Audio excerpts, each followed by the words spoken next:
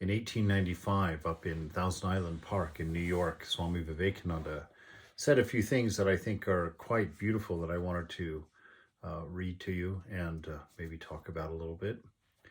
On Tuesday, June 25th, after every happiness comes misery. They may be far apart or near. The more advanced the soul, the more quickly does the one follow the other. What we want is neither happiness nor misery.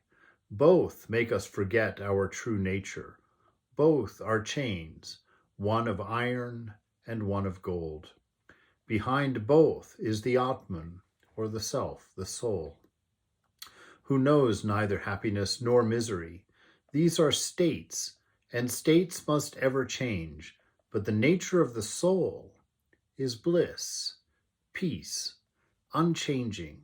We have not to get it, we have it. Only wash away the dross and see it. So he's saying something very obvious here, but something very important.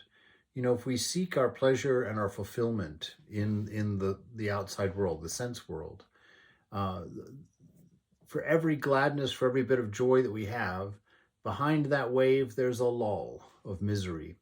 That is just an up and down cycle, that you can't maintain constant happiness and you can't maintain constant misery, although we joke about it and think about it, but that it's a cycle. And he says that within us is bliss that is according to our nature, and that we don't have to find it.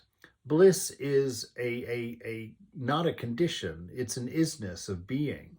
It's the joy of life that comes from living aware, from living in the moment, by not being entangled in your past and not being distracted by your future, but being fully focused on the here and now, and being your full self in it. And that if we remove this dross from our mind, which is the ideas of me and mine, selfishness, it's selfishness alone that gets in our way and prevents us from experiencing the bliss of being alive. He says, stand upon this self, capital S self, so the soul. Then only can you truly love the world. Take a very, very high stand, knowing your universal nature, meaning knowing that you're one with everything, that everything is within you. We must look with perfect calmness upon the panorama of the world. It is but baby's play, and we know that, so cannot be disturbed by it. If the mind is pleased with praise, it will be displeased with blame.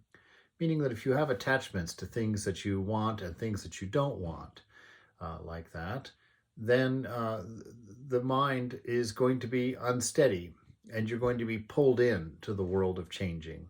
You're going to leave that steady hum of bliss and wisdom, which is your nature within, and you're going to get caught up in the turmoils of the mind, of past, present, and future, of cause and effect, of all of the things that we see in what we call normal life out there. All pleasures of the senses, even of the mind, are evanescent. They're not lasting, which is the reason for spiritual life. There's something about us that knows eternity, that knows infinity, that knows ideals, perfections. And these are things that this world cannot give us. The trinkets that we get in the world, they last for just a moment. They're not long term. And so instead of riding that game, we turn inward, we turn into our own self. And in there, in that calm state, when we've learned to discipline the mind, when we've learned to calm the mind, when we've learned to remove the fingers of me and mine from the waters of the mind, this is when we find our peace.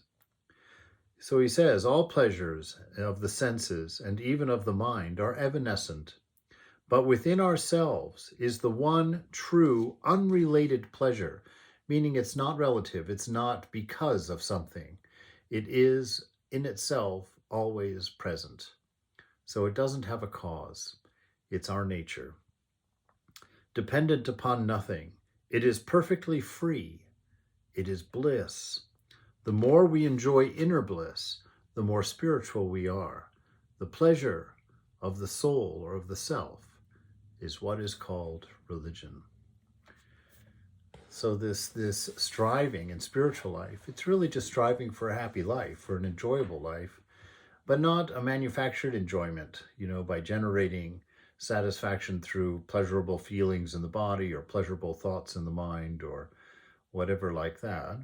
It's about clearing the inside, sitting quietly within, and feeling the bliss of life, what it is to exist, what it is to have an infinity of potentials in this moment, that you're not defined by your personality, by your body, by your state, by your being, that you are, in fact, ever free, ever pure, and ever loved by the divine.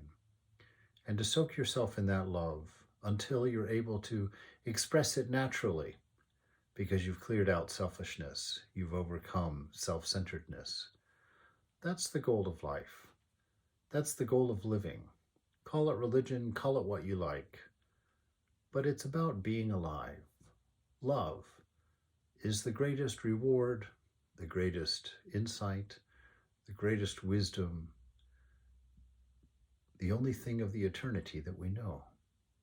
So love deeply, love purely, love honestly.